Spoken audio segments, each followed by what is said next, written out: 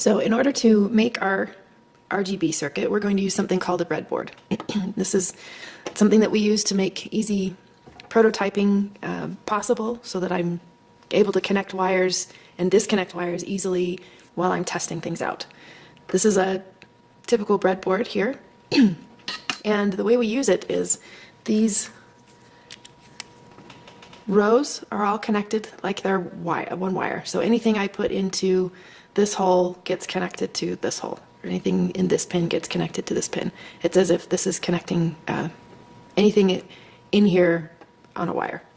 Same thing along the columns. Anything along this column is connected, and anything along this column is connected. Same thing out here. This divider right down the middle shows that I have no connection between this row and this row. And if we take a look at the back, this breadboard has its back been removed. You can see the metal connections. So along the columns on the outside, those you can see are all connected by a metal bar. And then the rows on the inside, those are all connected by a metal bar, with the exception of down the center, there's a disconnect. So this row is not connected to this row. So that's what a breadboard is. Anytime I put anything in one row, it gets connected. So for example, if I wanted to connect a resistor, which is what we're going to be doing, I want to connect this resistor, say we'll connect it over here to this column. But I want to connect it to this LED. If I put one end of the resistor in one side of the breadboard, and I put in one part of the LED, one of the leads, in the other part, now I've made a connection in between this resistor and this lead to this LED. So now I want to connect up my RGB LED circuit to my Arduino so that I can use the Arduino to control the lights and turn them on and off. Here I have a red, green, blue LED, which is basically 3 little LEDs all connected together to one common pin. So we want to connect the power source to each of the leads for the colors, and we want to connect ground to this common pin. It's the common cathode.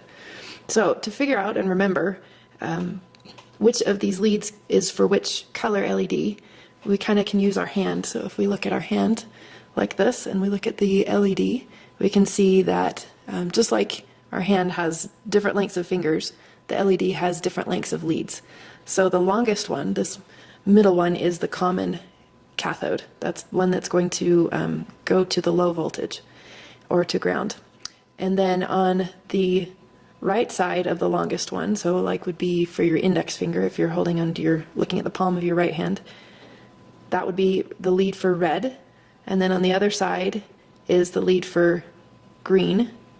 And the last one, the smallest one on this side, that would be like your pinky finger, that would be blue. So common is tall, red on the right of it, green on the left, and blue to the far left.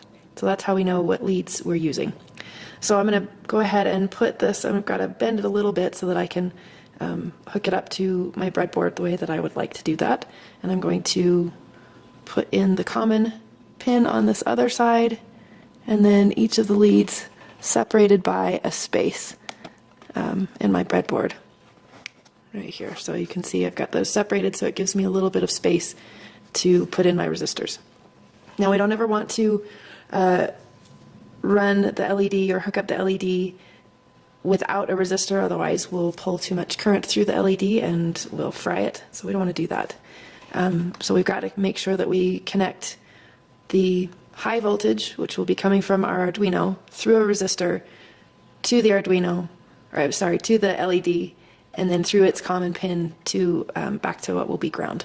So here I'm going to use red in the 9 pin on the Arduino. I'm going to connect that to red, and that's going to be this lead right here. But I don't want to connect it directly, so I'm going to put this into the row just above the red lead. And then I'm going to connect my resistor to that row and to the row that the LED lead is on.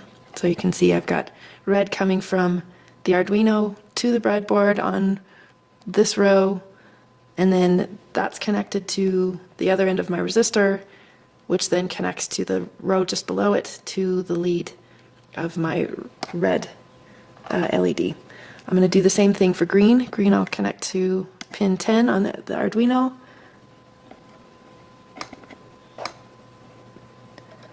And connect that through the resistor to the LED. Make sure that when you're connecting these, you don't want the wires to touch and cause a short. That's why I've cut these wires a little bit shorter on my resistor. All right, and then finally, same thing with the blue, connect blue to pin 11. Okay, now I've got that connected correctly. Now you can see my red lead gets connected to the resistor, which comes across to this row just above it, which is connected to the red lead on my Arduino. Same thing for the green. Green connects to this resistor, which connects to the row up above it, and connects to the green lead on my LED. Finally, the blue connects to this row, which connects to the resistor, through the resistor to the blue LED lead. And now I need to connect up the common cathode, and I'm going to connect that over here on the other side and just connect that to row 0. I'll be using row 0 to help me turn things on and off. So that's how we have our circuit connected. Take a minute and make sure that your circuit is connected like this. So now we've got the circuit hooked up. We've connected that now to the computer, and we have now the opportunity to get our Arduino to tell the LED when to turn on and when to turn off. So first thing that we have to do is we have to tell the computer which Arduino pins are connected to which leads. First, before we do that, right now I have a Arduino program open, and what you see here are just some comments to kind of help guide what we're going to be doing. Right here you can see is the setup function that you're used to and the loop function down here that you're used to. Oops, right there. And that's pretty much all that's in this program right now, except for the comments. So the comments are going to help guide what we're doing. So before we get started, before we do anything, we've got to tell the computer how to understand our language. So that means that we want to give some names to constants. So first thing, we want to tell the computer which pins, which Arduino pins we've connected what color leads to on our RGB. So we do that by defining constants that the computer can understand. So I'm going to write const, that's the type of data that I have. It's a constant and it's an integer, that's what the int stands for. And I'm going to give this integer a name. So I'm going to call it red equals, and actually I'm going to call it red pin equals 9, because I have connected the red lead on my LED to pin 9 on the Arduino. And I'm going to do the same thing for green and blue. 10, because that's where my green pin is connected, and blue pin equals 11. So that tells my computer, anytime I type red pin, it knows to think 9, because I've told the computer red pin means 9. Now I need to tell the computer which Arduino pin I've connected the common cathode to, and I connected that to, I'm just going to call that LED pin. And I connected that to pin 0 on the Arduino. Okay, so we've done with our definitions for now. Now we need to initialize these digital pins. We're going to use these as digital pins, meaning they can only have a high or a low value. I need to initialize them as outputs, which tells the Arduino that I am going to use them to talk to my my light, so to speak. So basically give information out rather than take information in. So it's an output. So we have to use the command pin mode. Red pin, we're going to set that as an output. And we have to end with a semicolon. And I'll do the same thing for green pin and blue pin.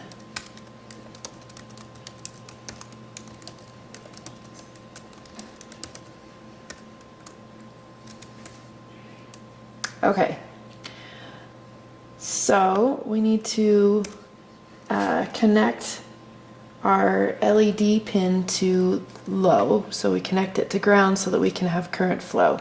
So whenever we have set one of these color pins high and the LED pin low, that means that we have current flowing through that LED. So we'll say we use the digital write command.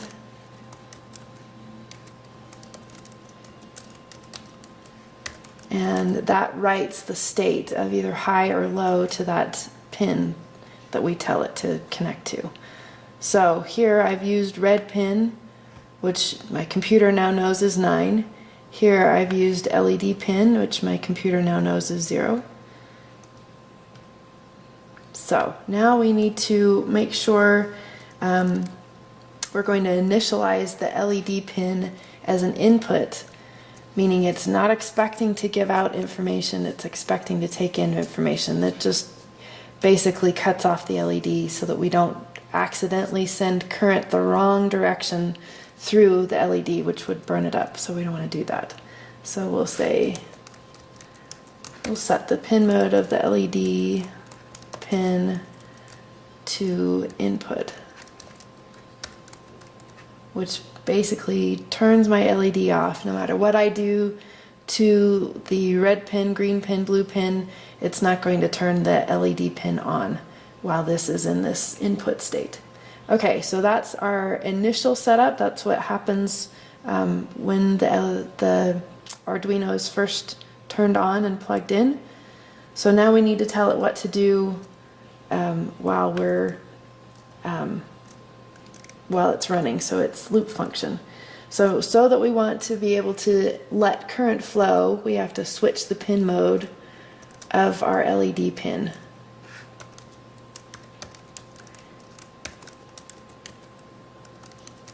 And we want to switch that to an output.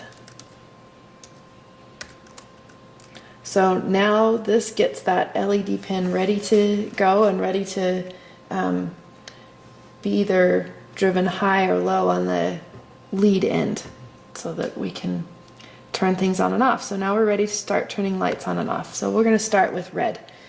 So just like we learned in the earlier lessons, to turn a light on, we want to send the voltage high on the lead so that current flows through that LED. So I turn that on by doing a digital write command. On, and since I want to do red, I'll do red pin, and I'm going to set that high. So that should turn on my LED.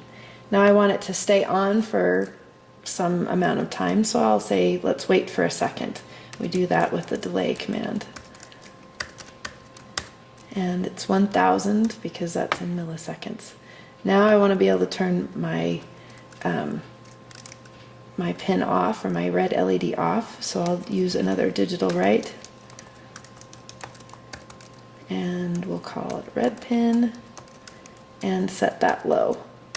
That turns it off. And again, we'll add the delay, just copy and paste so that we wait for a second.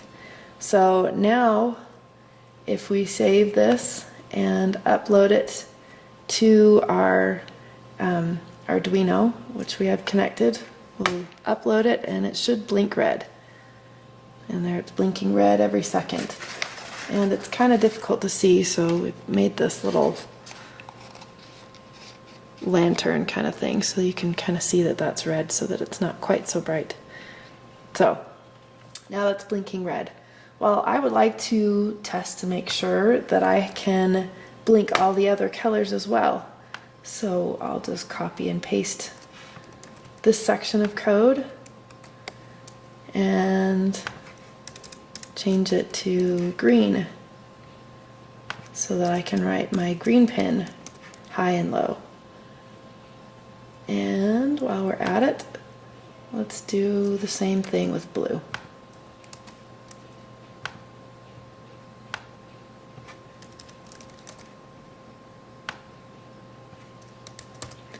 So now that I have these commands, think about what you expect to happen when I upload to my Arduino.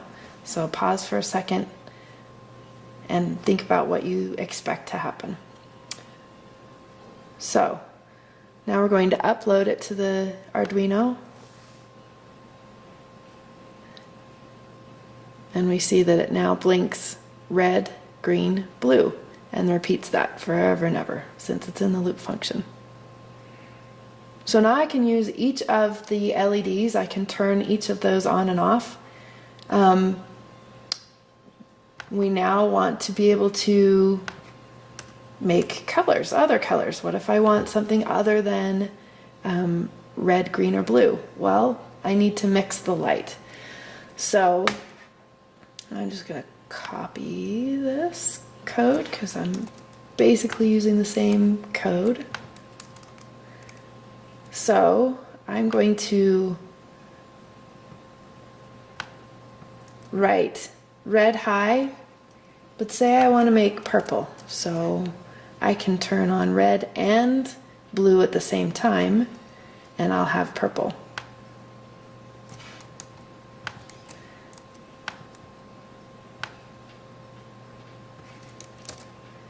And then I got to make sure I turn it off.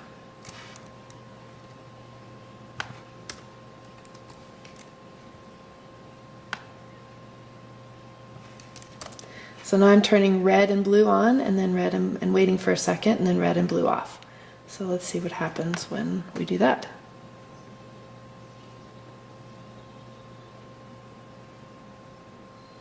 So there's red, green, blue, and then we get purple. And that keeps repeating, red, green, blue, purple.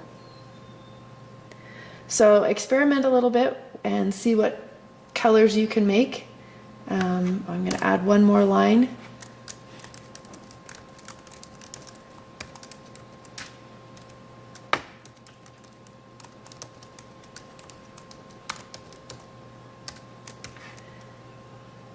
And add in green. So if I have red, green, and blue,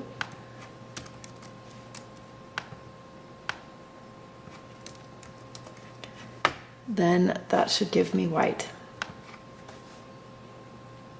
So red, green, blue, and then white. So now I'm able to control my LED. I can turn it on and off, and I can mix red, green, and blue to make different colors. Experiment for a while, see what kind of colors that you can make, and see what limitations there are. Right now, since we are only able to turn red, green, and blue all the way on or all the way off, we can only mix them in their full intensity. We may want to have other colors. So in the next lesson, we'll see how to do that.